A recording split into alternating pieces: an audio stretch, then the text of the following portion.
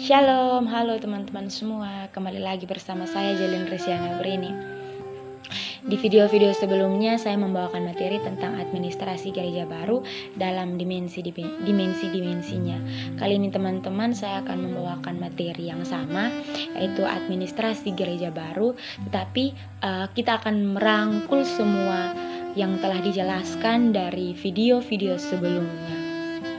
Nah, dalam administrasi gereja baru, administrasi gereja baru diartikan sebagai suatu terobosan atau suatu cara dalam pengelolaan penata layanan gereja yang berdasarkan pada nilai-nilai yang ada dalam gereja. Dalam administrasi gereja baru dibagi dalam beberapa dimensi, yaitu dimensi Alkitab, teologi, dan doktrin, dimensi kebijakan gereja, dimensi manajemen dan kepemimpinan gereja, dimensi organisasi gereja, dimensi ekologi administrasi gereja, dan yang terakhir dimensi evaluasi kinerja gereja. Yaitu yang pertama yaitu dimensi Alkitab, teologi, dan doktrin. Menurut para ahli, Alkitab adalah firman Allah dan merupakan otoritas final terhadap kepercayaan dan perbuatan Kristen. Roh Kudus dalam caranya yang khusus dan penuh misteri menyatakan kehendak dan karya Allah dan membimbing para penulis dalam penulisan mereka. Alkitab menyatakan Allah dan rencananya pada kita, namun Alkitab juga tetap memiliki misteri keberadaan ilahi yang tidak dapat dijangkau pemikiran manusia. Definisi teologi adalah bidang studi yang berusaha untuk menyampaikan suatu pernyataan yang berhubungan secara logis tentang doktrin-doktrin iman Kristen yang terutama berdasarkan Alkitab, ditempatkan dalam konteks kebudayaan pada umumnya, dikalimatkan dalam bahasa masa kini, dan berhubungan dengan masalah-masalah kehidupan. Istilah lain dari doktrin adalah ajaran. Ajaran juga dapat disamakan dengan doktrin. Doktrin ini merupakan tampungan dari norma, sehingga doktrin menjadi sumber hukum. Dalam administrasi gereja baru, kita belajar tentang Allah, Yesus, dan Roh Kudus. Prinsip dasar dari pembelajaran administrasi gereja baru dapat kita lihat berdasarkan Amsal pasal 9 ayat yang ke-9. Berilah orang bijak nasihat, maka ia akan menjadi bijak. Ajarilah orang benar, maka pengetahuannya akan bertambah. Terdapat 3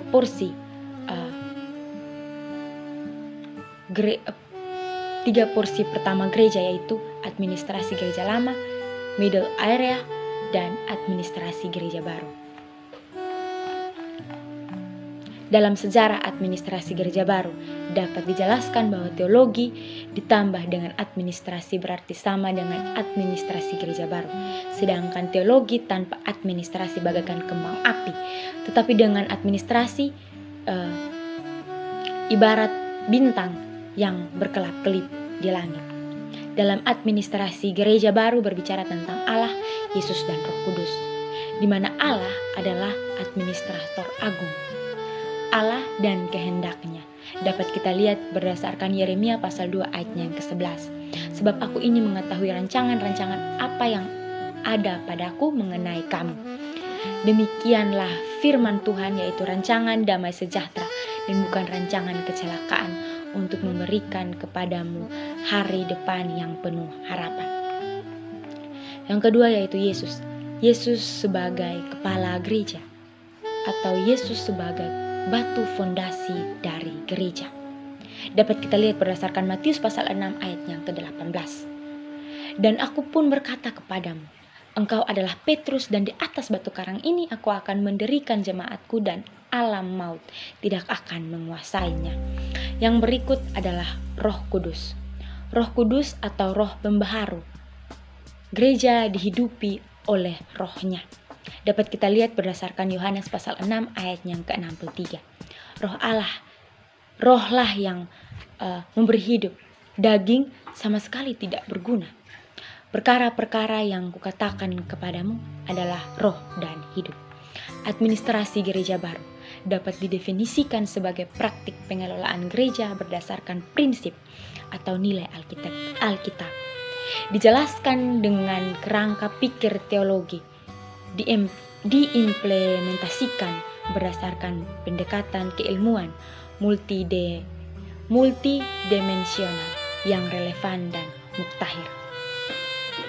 Yang kedua yaitu dimensi kebijakan gereja. Dalam administrasi gereja baru, dimensi kebijakan gereja dapat didefinisikan sebagai berikut. Yaitu yang pertama, keputusan terbaik yang dibuat oleh pemimpin gereja dalam sidang-sidang atau rapat-rapat gerejawi yang memastikan visi dan misi gereja terpenuhi.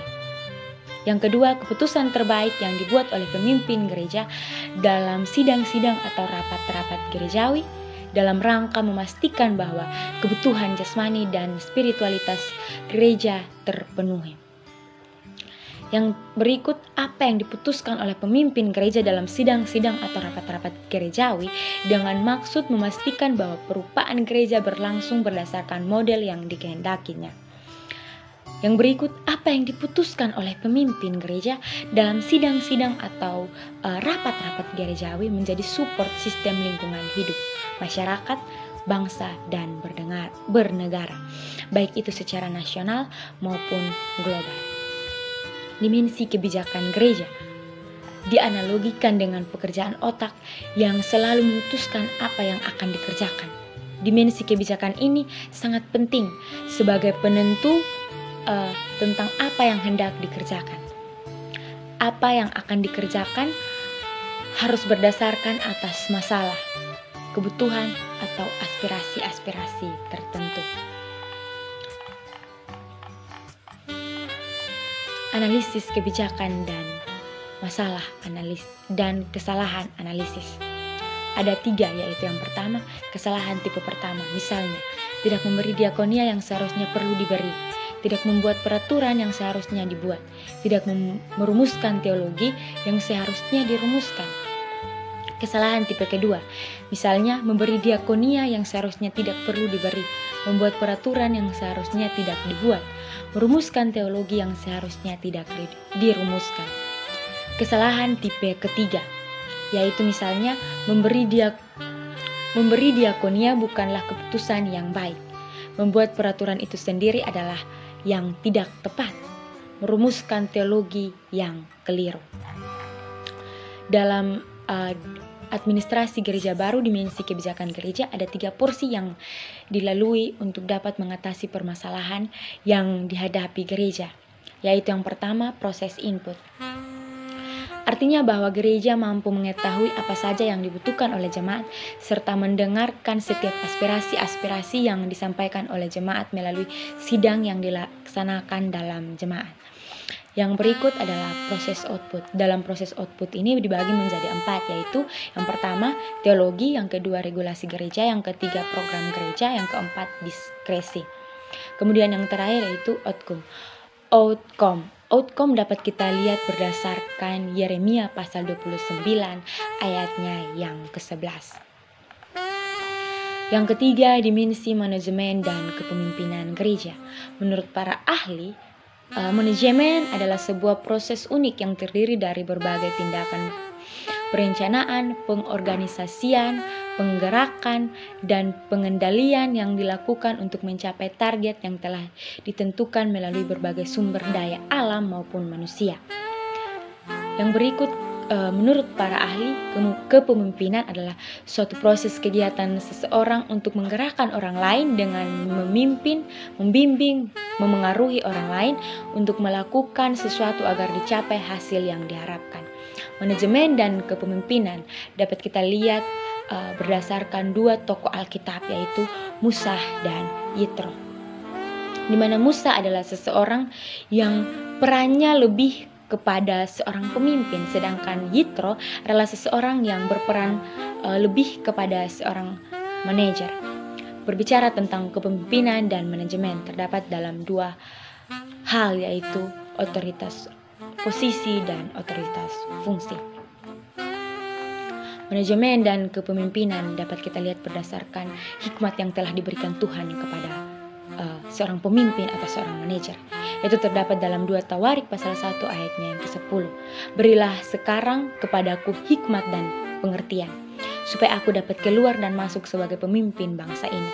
Sebab siapa yang dapat menghakimi umatmu yang besar ini?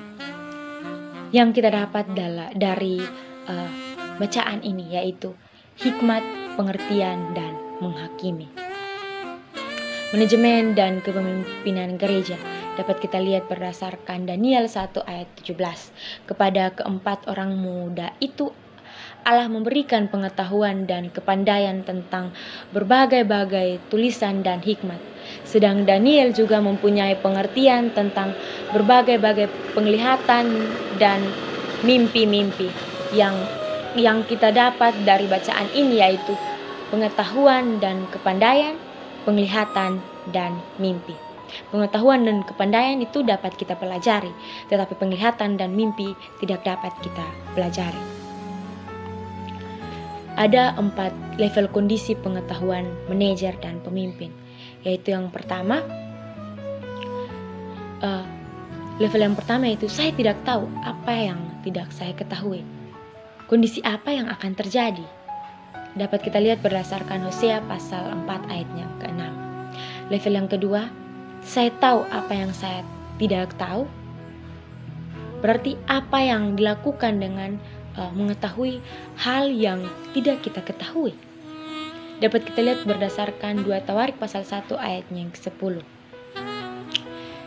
Yang ketiga, saya mempunyai rencana tindakan untuk mengatasi apa yang saya tidak ketahui.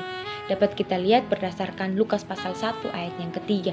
Levelnya yang keempat, yaitu saya berpengetahuan luas dan efektif dalam kompetensi inti. Apa bidang karunia kita? Kita mencari tahu apa bidang dari karunia kita. Dapat kita lihat berdasarkan 1 Korintus pasal 12 ayatnya yang ke-14. Manajemen dan kepemimpinan berbasis firman dan roh.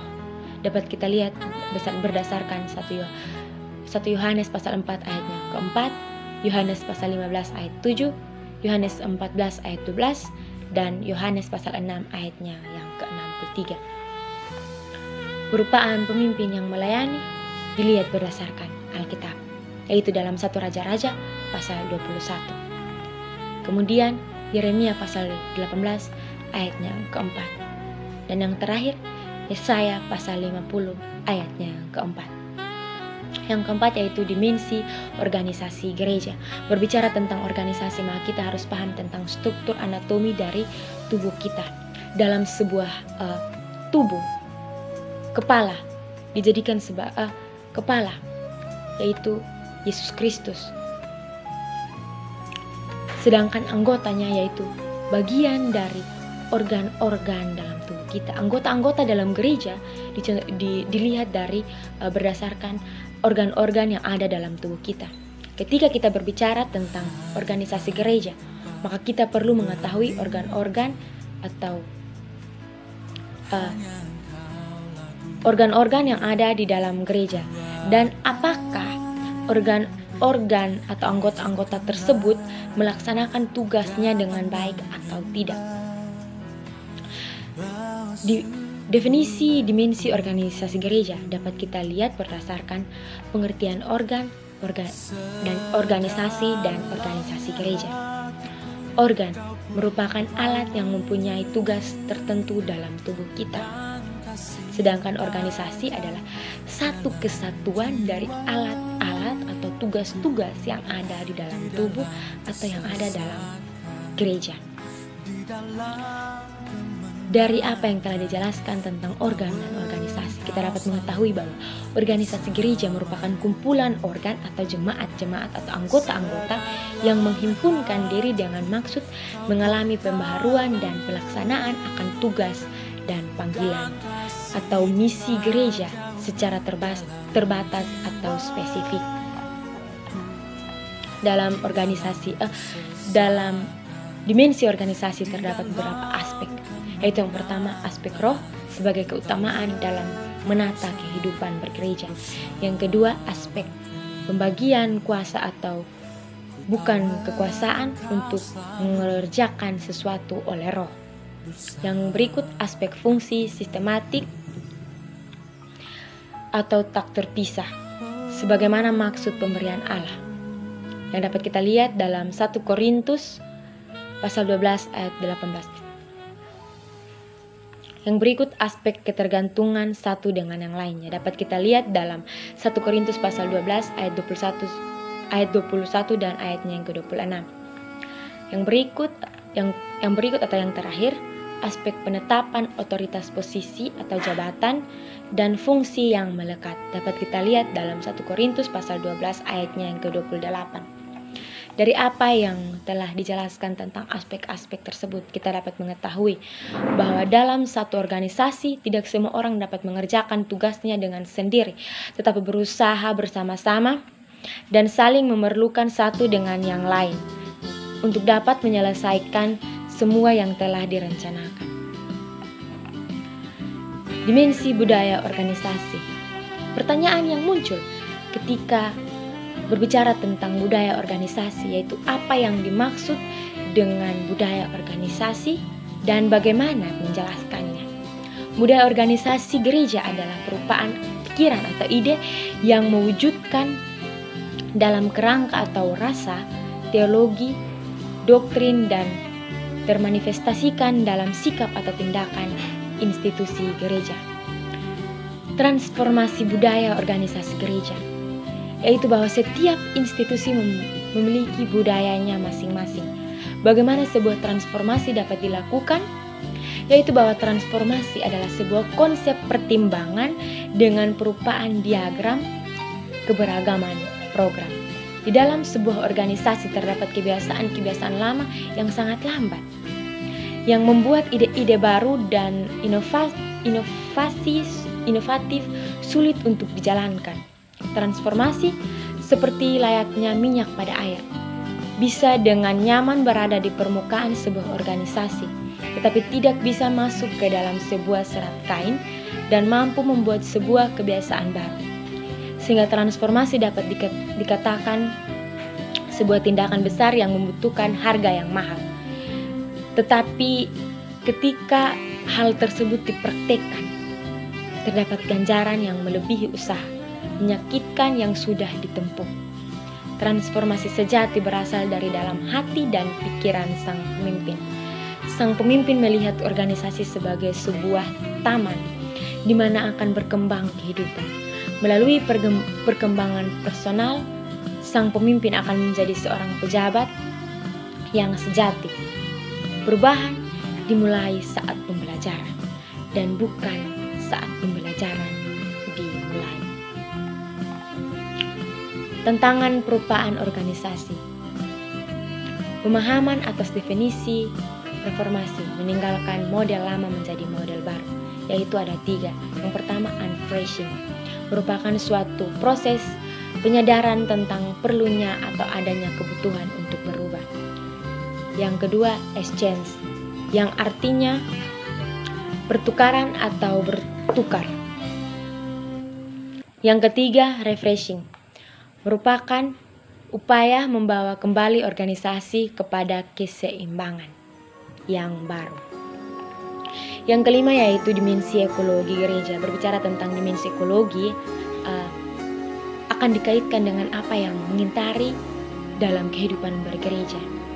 Dalam dimensi ekologi, administrasi gereja baru memiliki banyak sub-sub dimensi, yaitu politik, hukum, sosial, budaya, ekonomi, dan yang lainnya. Ada paradigma ekologi administrasi gereja baru, yaitu paradigma tertutup di mana gereja benar-benar tertutup. Yang kedua, paradigma terbuka di mana gereja benar-benar terbuka kepada siapapun. Yang berikut, yang terakhir, paradigma moderat di mana gereja kadang-kadang terbuka dan kadang-kadang tertutup. Ada level adaptasi gereja. Berbicara tentang level adaptasi berarti bagaimana setiap orang akan diukur tingkat atau level adaptasinya. Dalam level adaptasi kita akan melihat beberapa level, yaitu level pendekatan atau strategi. Yang kedua yaitu level substansi atau hakikat.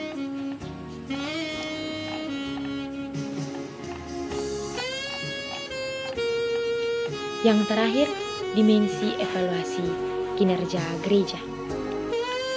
Evaluasi berarti melihat kembali apa yang telah dilakukan sebelumnya, kemudian diperbaiki, kemudian diperiksa, lalu diperbaiki, lalu dijadikan satu refleksi, dan setelah itu kembali diperbaharui menjadi suatu hal yang baru. Evaluasi berarti di mana gereja membuka diri kepada semua pihak, dan apapun yang gereja lakukan dibutuhkan yang namanya evaluasi. Kemudian, mengapa kita melakukan evaluasi dalam gereja? Yaitu agar apapun yang gereja lakukan terus mengalami yang namanya pembaharuan. Dalam administrasi gereja baru, ada paradigma atau kerangka pikir yang digunakan dalam evaluasi gereja. Yaitu yang pertama, kinerja tafsiran terhadap nilai keutamaan dalam administrasi gereja baru. Yang berikut, kinerja instrumen teknokratis berkait dengan instrumen teoritis atau konsep ataupun model sebagai sebuah kenyataan hipotetik terbuka pada pembaharuan. Prinsip dasar yang perlu diketahui dalam evaluasi kinerja yaitu yang pertama, Alkitab, di mana Alkitab berisi firman Tuhan yang bisa menjadi pedoman untuk menuntun berjalannya sebuah pelayanan. Yang berikut, doktrin. Doktrin harus terus diperiksa dan terus diperbaharui agar segala sesuatu yang dilakukan ataupun ajaran-ajaran yang diberikan terus mengalami yang namanya pembaharuan. Yang berikut, teologi adalah ilmu yang mempelajari segala sesuatunya yang berkaitan dengan keyakinan beragama. Dengan ini dapat mampu membantu seseorang dalam melakukan pembaharuan. Yang berikut, filsafat. Filsafat merupakan pengetahuan dan penyelidikan kita dalam melakukan evaluasi. Yang berikut, metode. Ketika ada metode yang digunakan dalam sebuah evaluasi berarti dapat membantu kelancaran evaluasi tersebut. Yang berikut, teori, di mana sebagai seorang pemimpin yang ada di gereja bukan atau tidak hanya mempelajari satu hal, tetapi banyak hal yang harus dipahami agar dapat memiliki dasar yang kuat di dalam ia menjalankan akan pelayanannya. Evaluasi dilakukan bukan hanya dalam bidang perbendaharaan gereja, melainkan evaluasi harus dilakukan juga untuk pendeta, untuk bidang sekretariat gereja, majelis jemaat, dan juga untuk badan pengurus lainnya yang ada di dalam gereja. Berbicara tentang evaluasi kinerja, itu membutuhkan keterbukaan, sebab kalau gereja itu tertutup dan tidak mau terbuka untuk menerima masukan-masukan dari luar gereja ataupun dari jemaat lainnya, maka itu akan sulit untuk melakukan yang namanya evaluasi tersebut. Oleh karena itu, sebagai bagian dari administrasi gereja baru, maka gereja harus menjadi gereja yang terbuka, yang mau menerima akan setiap masukan dari semua pihak agar bisa membangun bahkan bisa mengembangkan apa yang menjadi pendapatan-pendapatan dari semua pihak yang ada untuk dapat mendukung akan pelayanan yang ada di dalam gereja tersebut. Dalam dimensi evaluasi kinerja dapat kita lihat berdasarkan Alkitab, yaitu dalam Matius 7 ayat 24 sampai ayatnya yang ke-27, di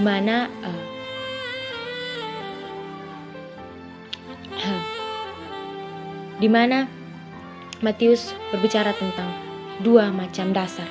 Ayatnya yang ke-24, setiap orang yang mendengarkan perkataanku ini dan melakukannya, ia sama dengan orang yang bijaksana yang mendirikan rumahnya di atas batu. Kemudian turunlah hujan dan datanglah banjir, lalu angin melanda rumah itu, tetapi rumah itu tidak rubuh sebab didirikan di atas batu. Tetapi setiap orang yang mendengar perkataanku ini dan tidak melakukannya, ia sama dengan orang yang bodoh yang mendirikan rumahnya di atas pasir. Kemudian turunlah hujan dan datanglah banjir. Lalu angin melanda rumah itu, sehingga rubuhlah rumah itu dan hebatlah kerusakannya. Dalam sebuah gereja pasti memiliki dinamika masalah yang ada dalam gereja, yaitu masalah yang timbul dalam gereja tersebut atau di luar gereja, atau masalah yang timbul dari luar gereja. Adapun masalah yang terjadi di alam, masalah yang terjadi di alam pun bisa saja timbul dalam gereja, seperti hujan, banjir, dan angin. Masalah yang timbul dalam gereja dapat sama saja, namun cara untuk menangani atau mengatasi masalah tersebut dan kemampuan dalam mengatasi masalah tersebut harus berbeda. Utamanya, kuasa melingkupi gereja yang berbeda. Dimensi evaluasi kinerja gereja, menakar kemuliaannya dalam penata layanan gereja, dilihat berdasarkan Alkitab, yaitu Matius pasal 17 ayatnya yang keempat. Kata Petrus kepada Yesus, "Tuhan, betapa bahagianya kami berada di tempat ini. Jika Engkau mau, biarlah kudirikan di sini 3 kemah, yaitu 1 untuk Engkau, 1 untuk Musa, dan 1 untuk Elia." Yang berikut Markus pasal 9 ayat yang ke-17. Maka datanglah awan menaungi mereka, dan dari dalam awan itu terdengar suara, "Inilah anak yang kukasihi, dengarkanlah dia." Ini berarti dapat kita ketahui bahwa Yesus adalah kepala dari gereja, dan juga Musa dan Elia. Evaluasi kinerja gereja memiliki paradigma, yaitu damai sejahtera, yang dapat kita lihat berdasarkan Yeremia pasal 29 ayat 11. Sebab Tuhan telah membebaskan Yakub, telah menebusnya dari tangan orang yang lebih kuat daripadanya. Yohanes pasal 10 ayat 10. Pencuri datang hanya untuk mencuri dan membunuh dan membinasakan. Aku datang supaya mereka mempunyai hidup dan mempunyai dalam segala kelimpahan. Dan berikut 1 Korintus pasal 14 ayat 33. Sebab Allah tidak menghendaki kekacauan, tetapi damai sejahtera. Evaluasi kinerja gereja, dapat kita lihat ada prinsip administrasi gereja baru. Bukan sebuah permodelan gereja yang baru, tetapi sebuah model gereja yang diperbaharui oleh Allah di dalam Yesus Kristus dan Roh Kudus. Dapat kita lihat berdasarkan Ibrani pasal 13 ayat 8. Yesus Kristus tetap sama, baik kemarin maupun hari ini dan sampai selama-lamanya. Prinsip administrasi gereja baru diilhami oleh kebenaran Allah di dalam sumber-sumber kebenaran. Dapat kita lihat berdasarkan Alkitab, yaitu 2 Timotius pasal 3 ayat 15. Ingatlah juga bahwa dari kecil engkau sudah mengenal kitab suci yang dapat memberi hikmat kepadamu dan menuntun engkau kepada keselamatan oleh iman kepada Kristus. Dapat kita lihat juga dari berbagai tulisan berdasarkan 2 Timotius pasal 3 ayat 16. Sebagai tulisan yang diilhamkan Allah, memang bermanfaat untuk mengajar, untuk menyatakan kesalahan, untuk memperbaiki kelakuan, dan mendidik orang dalam kebenaran. Dapat kita lihat berdasarkan ide-ide individu. Berdasarkan Ibrani pasal 8 ayat 10-11. Maka inilah perjanjian yang kuadakan dengan kaum Israel sesudah waktu itu. Demikianlah firman Tuhan. Aku akan menaruh hukumku dalam akal budi mereka dan menuliskannya dalam hati mereka. Maka aku akan menjadi Allah mereka dan mereka akan menjadi umatku. Prinsip administrasi gereja baru yang berikut, yaitu semua aktivitas kelembagaan gereja yang sifatnya terus-menerus diperbaharui. Dapat kita lihat berdasarkan Roma pasal 12 ayat 2. Janganlah kamu menjadi serupa dengan dunia ini, tetapi berubahlah oleh pembaharuan budimu, sehingga kamu dapat membedakan manakah kehendak Allah, apa yang baik, yang berkenan kepada Allah, dan yang sempurna. Yang berikut, administrasi gereja baru bekerja berdasarkan hukum atau prinsip, yakni mengerjakan apa yang Yesus kerjakan dan Roh Kudus. Dapat kita lihat berdasarkan Yohanes 14 ayat 12-14. Yang berikut administrasi gereja baru adalah upaya bersama, sistematis, komprehensif membawa orang mencari Yesus. Dapat kita lihat berdasarkan Yohanes pasal 12 ayat 21. Yang terakhir adalah kesimpulan. Administrasi gereja baru dapat kita pelajari dari 6 dimensi yang sudah dijelaskan. Dimensi-dimensi tersebut menjelaskan tentang apa saja yang dilakukan dalam gereja, baik itu dari dalam gereja maupun dari luar gereja. Dalam administrasi gereja baru, gereja berperan penting dalam hal apapun. Oleh karena itu, gereja harus atau perlu untuk mengikuti setiap perkembangan zaman yang ada, supaya gereja tidak ketinggalan. Tetapi gereja harus terus berkembang, bahkan mampu menyesuaikan diri sehingga bisa mengikuti era perkembangan zaman yang ada, agar terus menjalankan tugas dan panggilan dari gereja tersebut. Gereja harus bijaksana dalam melakukan sesuatu. Gereja harus tetap tenang serta berusaha mencari solusi terbaik dengan hikmat yang berasal dari Tuhan. Gereja mampu menjadi teladan yang berhikmat. Apapun yang dilakukan harus berasal dari hati dan harus dilakukan dengan segenap hati. Karena segala sesuatu yang dilakukan itu dilakukan untuk Tuhan, bukan untuk manusia. Terima kasih teman-teman untuk waktunya. Semoga materi yang sudah saya berikan dari video-video kemarin sampai saat ini menjadi suatu wawasan atau menambah wawasan teman-teman. Semoga bermanfaat bagi teman-teman semua. Akhir dari materi ini, terima kasih teman-teman masih mau bersama-sama dengan saya. Jangan lupa subscribe dan like. Semoga Tuhan Yesus memberkati. Shalom.